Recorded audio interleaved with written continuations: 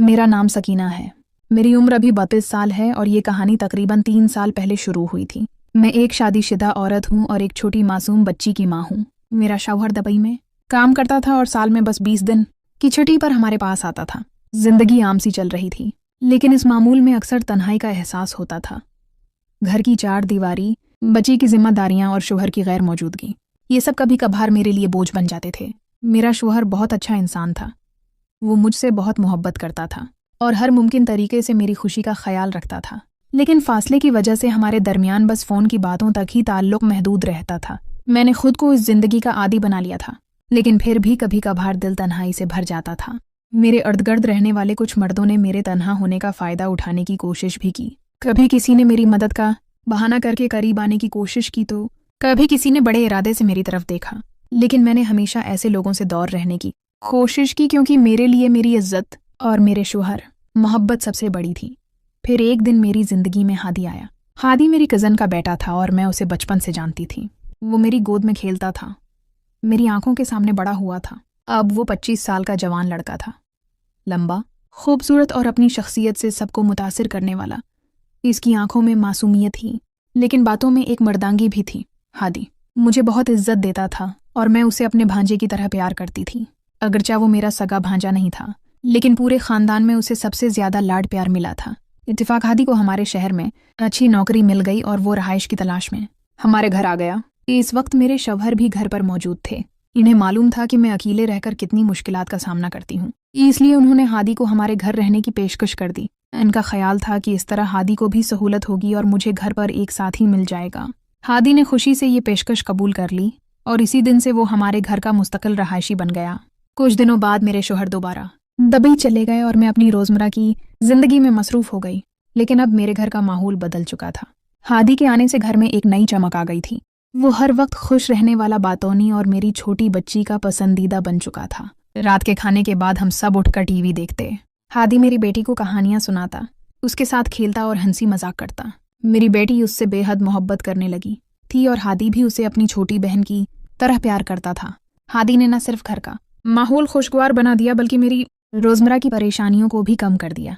छोटे मोटे कामों के लिए अब मुझे बाहर जाने की जरूरत नहीं पड़ती थी। हादी खुद ही बाजार से सामान ले आता, घर के छोटे मोटे काम कर देता और हर तरह मेरी मदद करता। घर में एक मर्द की मौजूदगी ने मुझे तहफ़्फ़ुज़ का एहसास दिलाया और मैं खुद को पहले से कहीं ज्यादा सुकून महसूस करने लगी। हादी हफ्ते के कुछ दिन हमारे साथ रहता और जम्हा की रात अपने वालदीन के पास चला जाता। फिर पैर की सुबह 12 बजे दफ्तर चला जाता। उसका ये मामूल 3 माह तक चलता रहा। फिर गर्मियों का मौसम शुरू हो गया। हमारे घर में सिर्फ एक एयर कंडीशनर था जो मेरे कमरे में लगा हुआ था। जब गर्मी शिद्दत अख्तियार कर गई तो मैंने हादी से कहा कि वो मेरे कमरे में ही रहे, सो लिया करो। मेरे दिल में कोई बड़ा ख्याल नहीं था। मैं उसे अपने बेटे की तरह देखती थी, लेकिन क्या मैं वाकई उसे सिर्फ एक भांजे की नज़र से देख रही थी या फिर मेरे दिल के किसी कोने में इसके लिए कुछ और जज्बात भी जन्म ले रहे थे? ये वो सवाल था जो अभी तक मेरे जहन में आया ही नहीं था। हादी के मेरे कमरे में सो जाने के बाद से कुछ अजीब सी तब्दीलियां रोनमा होने लगी थीं। वो रात को मोबाइल पर किसी से लंबी लंबी बातें करता और जब मैं पूछती तो शर्माते हुए कहता, कुछ नहीं खाला, बस दोस्तों से बात हो रही थी। एक दिन मैंने उसके चेहरे पर एक अजीब सी मुस्कुराहट देखी। जब मैंने मजीद पूछा तो उसने एतराफ़ किया, खाला, मैंने एक लड़की से बातचीत शुरू कर दी है। वो मेरे दफ्तर में काम करती है। इसका नाम मारिया है। ये सुनकर मेरा दिल एक अजीब जज्बाती कश्मकश में पड़ गया। एक तरफ मुझे खुशी हुई कि मेरा भांजा अब जवान हो गया है और अपनी ज़िंदगी बनाना चाहता है, लेकिन दूसरी तरफ मेरे दिल में एक चुभन सी हुई। वजह क्या थी? क्या मैं वाकई इस लड़की से हसद महसूस कर रही थी? मैंने खुद को समझाने की कोशिश की कि यह तो फितरी बात है, हादी को अपनी उम्र की लड़कियां ही पसंद आएंगी, लेकिन फिर भी मेरे दिल में एक अजीब सी बेचैनी थी। शायद इसलिए कि हादी अब मेरी रोज़मर्रा ज़िंदगी का अहम हिस्सा बन चुका था। वो सिर्फ एक मेहमान नहीं रहा था, बल्कि मेरे दिन भर के मामूलात, मेरी खुशियों और गमों का साथी बन चुका था। कुछ हफ्तों बाद हादी का रवैया बदलने लगा। वो पहले की तरह हंसमुख नहीं रहा था। एक दिन मैंने महसूस किया कि वो खाना भी ठीक से नहीं खा रहा। जब मैंने वजह पूछी तो उसने बताया कि खाला मारिया ने मुझे छोड़ दिया है।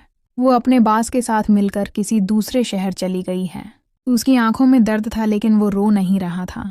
मैंने उसे तसल्ली देते हुए कहा, बेटा, दुनिया ख़त्म नहीं हुई, تمہیں اس سے بہتر لڑکی ملے گی۔ لیکن میرے دل میں ایک عجیب سی خوشی تھی۔ کیا میں واقعی اس کے ٹوٹنے پر خوش ہو رہی تھی؟ میں نے فیصلہ کیا کہ ہادی کو اس ڈپریشن سے نکالنا ہے۔ ایک جمعہ کی شام میں نے اسے ریسٹورنٹ کھانے پر لے جانے کا پروگرام بنایا۔ وہ پہلے تو بس چپ چاپ بیٹھا رہا، لیکن پھر آہستہ آہستہ نارمل ہونے لگا۔